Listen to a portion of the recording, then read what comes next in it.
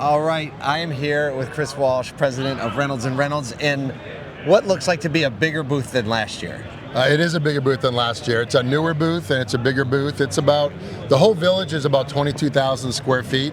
And we weren't really going to have the big, I don't know if it's the biggest booth here. Wasn't really our goal, but we just have a lot of companies that we've things. acquired. So we really want to showcase kind of the breadth of our products and all the things that we're doing to help retailers, be more successful. When we were back with you all at the Amplify event, we got introduced to Spark AI, and AI, obviously, huge topic of conversation at this NADA show. And you seem to have been working on this for quite a while, and Spark seemed pretty impressive when we saw it, but that was a number of months ago, and you've had more time to develop and roll it out. Tell us a little bit about Spark and how the rollout has been so far. Yeah, well, the rollout's been fantastic. So we did take it in phases. So we rolled out, there's really 4 pieces to Spark, 4 engagement, levels, or 4 pieces of AI that we've come out with. So we took, a little bit of a slow approach to make sure, we got it right and it was as robust as we wanted it to be. So we, I think in Amplify, we released engagement and conversational. So the idea is, phone calls, transcribe and tag them, kind of a digital assistant for a general manager. You can kind of capture customers who are ready to buy, or those kind of buying signals or words that they're using that tell you they're ready to buy, or maybe the opposite. Maybe they're upset about an experience they had at the dealership. Either way, you can move those kind of to the top of your to-do list. Right.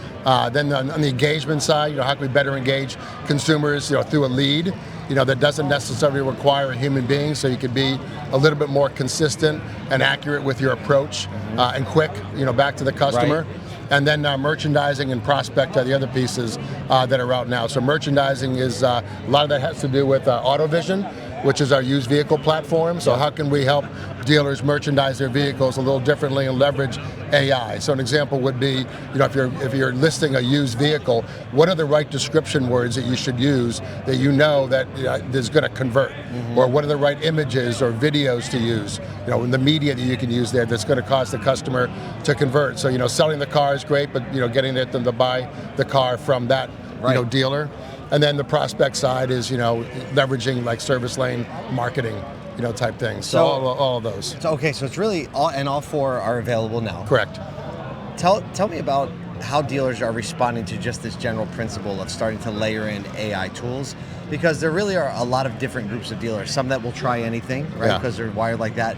A middle bunch that feel like is just starting to implement a few things, and then there's a group who are saying, you know what, we're just going to keep selling cars and not really worry about it. What are you all seeing from your clients? Because you have quite a few, and you probably have all 3 types. Yep, right? Yeah, we do. And so how do you unpack that a little bit? You start with, the conversation starts with, how do they view, leveraging AI technology in their organization? And some, like you said, they're all over it. They want to sign up for it, now. Others are a little bit more hesitant. I think one of the things that's been helpful for us is to give them use cases. This is how you can practically use, artificial intelligence, because it is this massive subject when you think about it. Right, it's and overwhelming. You think it's all these things. So you're saying, like, let me give you one example of how you would use it. Yeah, this is a practical usage, and I like to keep things simple myself, so that's kind of how I internalize, things. So I think it makes sense to kind of communicate it that way. I think it's also important to understand, we don't view AI as a replacement of human capital. Right. We view it as an augmentation, of human capital. I think the car business is and always has been a people business, and so how can we help the people be more effective? In many cases, it's salespeople we're trying to help be more effective. Well, it makes sense, because like that activity is what generates the revenue. There's also a lot of interaction. There are a lot of leads and all that. So it makes sense that you would lean there first. Yeah. So there have been a lot of partnerships. Stella, UVI. Am I missing one? Like Skyvision. Skyvision. Tell me about some of the partnerships and what kind of the mindset is between like announcing all these new partnerships in pretty close concession. Yeah, so we had Stella, Skyvision, and TrueSpot is the other one that are investments that we made. And I would say 10 years ago, we wouldn't do these kinds of things. We were either going to acquire something or we were going to build it ourselves. And as we've evolved, we've gotten more into partnerships sometimes, or just relationships with other vendors, and sometimes we want to invest. And I think with those 3 companies, the purpose of the investment was, we think they have really smart people. We think they have really cool technology. They're better at that than we are. Like, let's let them do their thing and just enable them to do their thing, to learn from them, about things like Right. AI, and that'll help us get better. Right. And so, of all those partnerships, which one do you feel like has gotten the fastest traction? Well, I think Stella's probably got the fastest traction just because there's so much talk about, that kind of phone AI that's out yeah, there. right. That's a topic of conversation, not just in the auto industry, but across retail, across sales. Yeah. Salesforce is talking a lot about it. So Yeah. I think maybe there is just a broader awareness of like, hey, you can deploy these tools right now for massive efficiency. And I think, people know, we've all, done business with dealerships. I mean, sometimes going through that phone tree, when you call a dealership is not the most pleasant experience in the world. So streamlining that, phone ups are, a huge part, of a dealership. So, I mean, it makes sense to do it, and I think it's being adopted pretty quickly. So I'm trying to find out, see where it is. Oh, right behind us. I don't know if you guys can see this robot.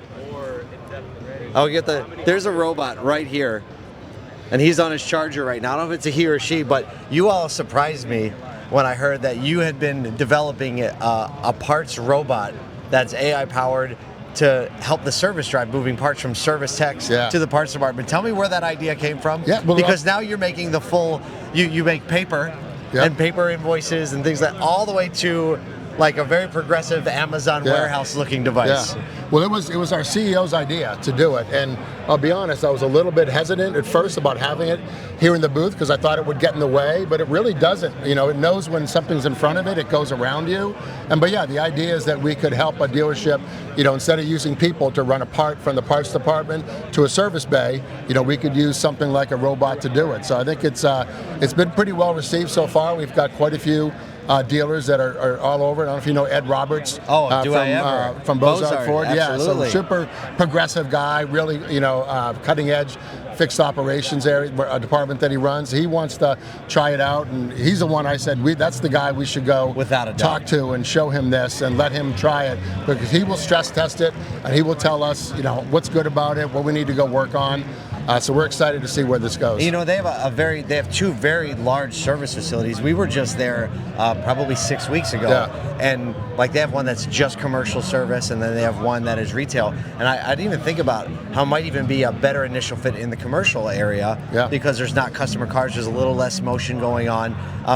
But I think you think about efficiency, and you think about a company committed to the overall efficiency of a dealership. You're talking about sales tools, but how much time of highly paid, highly sought after technician hours are we after? And to know that you could cut down, I mean, how many trips does a technician make to the parts department every day? And if a part is wrong or whatever. So it's been fun. I've been watching it walk around. It's picking up tables, moving them around. And then you also, I don't see this one, but you also retrofitted the same tech into like a little water bottle delivery robot. Yeah. And it just kind of sits in it, wants you to, it's like a little puppy, like, I brought this to you. And Your dad. I know, it's amazing. Well, look, I think you guys are always full of surprises as you continue to grow and evolve as a company. The booth is a representation of that. Your people, honestly, are a representation of that. And I think the robot is a representation of that. Thank you, Brett. We so appreciate thanks for it. the work you're doing, and thanks for giving us some time today. You're welcome. Thanks for all you guys do. All right. Appreciate you. Thank you.